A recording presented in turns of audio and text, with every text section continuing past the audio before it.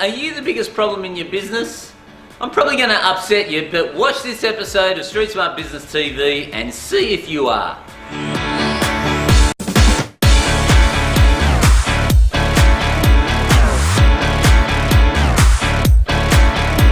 Now today what I want to do is talk about a client that we've been working with, wonderful guy, got a fantastic business, and the reality is he was a bit glum when I saw him not that long ago, and I wanted to find out why. Now this guy was pretty excited because he had Street Smart working with him and he's in one of our $1 Million Makeover programs.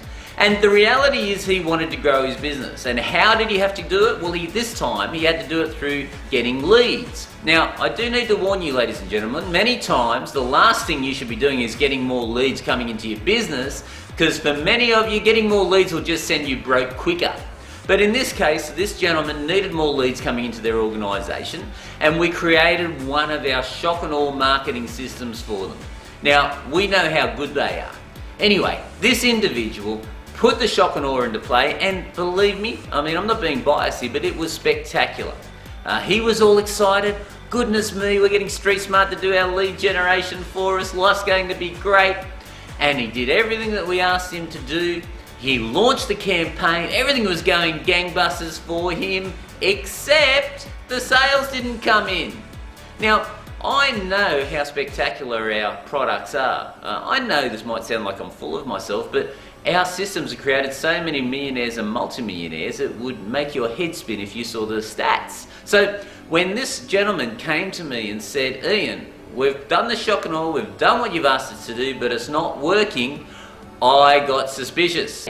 What I knew was that the situation was not it being the marketing, it had to be something else. And he's sitting by the phone, he's waiting for it to ring, he was getting the leads coming in, people were responding to the marketing system, but the sales weren't happening. And they should have been, because quite honestly, this is one of the best systems that we've ever created, one of these marketing systems. Now, this client was pretty upset.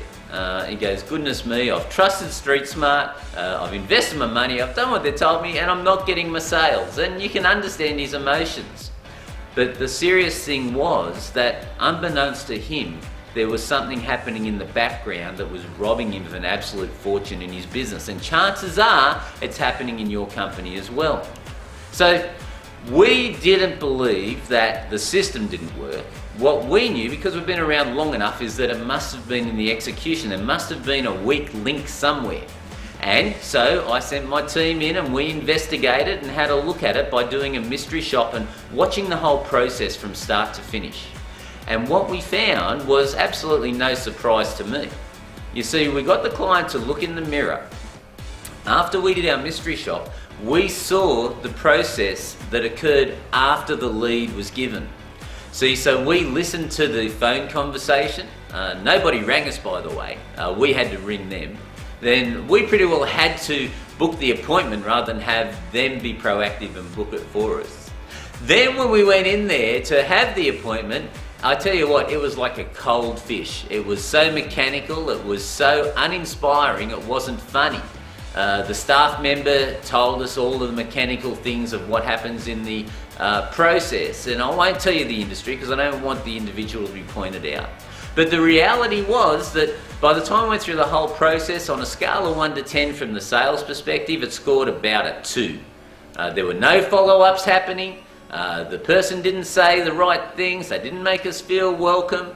And, you know, quite honestly, you would then think that it was all the staff's fault that this fell over and that the owner lost all this money because of this staff member. But let's just rewind. I want to rewind a little bit, because you've got to be asking yourself some questions, ladies and gentlemen.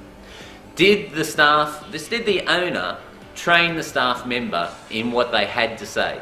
Did the owner absolutely document every step that must be taken on this sales process? Did the owner say, well, this is how you're going to greet the client, and here's how you're going to make a cappuccino for them? And by the way, the sales figure of this product is around about $30,000, $50,000, $60,000 for each sale.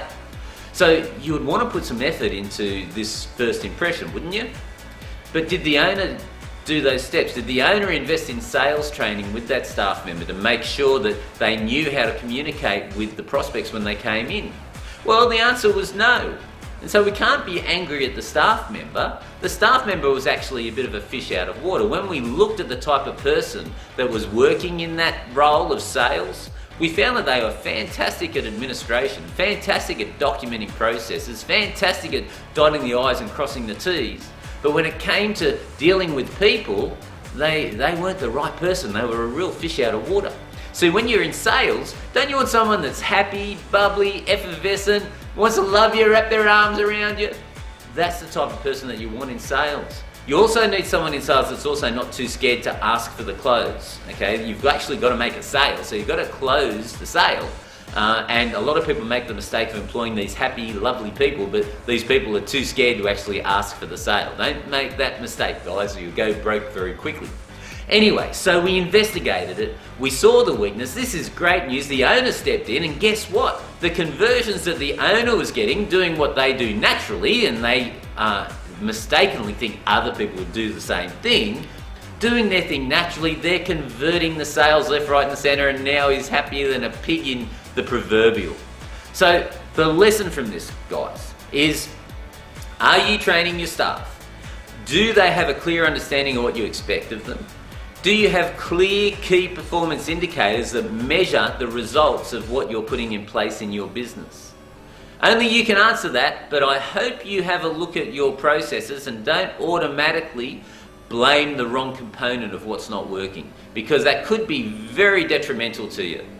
I want you to spend your time on training your team. I want you to make sure that they understand what you're wanting to accomplish, because being entrepreneurs, many times we are guilty, myself included, of having these ideas going left, right and centre, and they're fantastic ideas, but because our brains and our intellect and our excitement is so fast, we're way ahead of the pack and our team are way behind us with no clue of what this crazy leader of theirs is doing to them. And the end result is there's this angst and people pulling their hair out and calling you all sorts of names behind your back because you just create so much mayhem. Be mindful of that as an entrepreneur. Have the right people in your organisation doing the right job. Ladies and gentlemen, I hope you got something from this. And by the way, if you want us to have a look at what you're doing, simply click the link at the end of this video and have a Hidden Profits consult with us. I promise you, no word of a lie, we'll find a minimum of $30,000 that's hiding in your company that you are not picking up right now. Might be worth a call. I do hope to see you soon. Until next time, make sure you know why you get out of bed every morning.